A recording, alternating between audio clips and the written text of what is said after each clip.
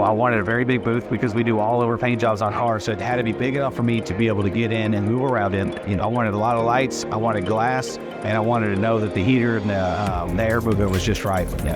Talked with Tim Morgan, came up with a solution, designed the booth, and it was to be right away, and I'm very excited about it. It's worked well for the last year and a half, and I have had no maintenance issues, so I think we're in the right direction.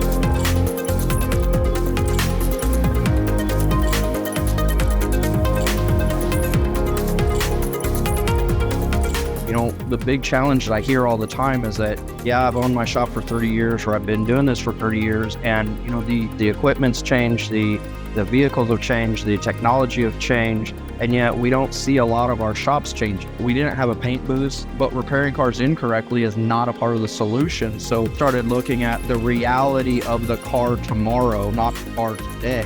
We have to realize that whoever's getting in that vehicle, you want to put that vehicle back together that was of one of your family members. And at the same time, it does take proper tooling and equipment to be able to facilitate those repairs and make sure that you have the checks and balances of, even a printout from the spray booth telling you what type of, what your efficiency is using the spray.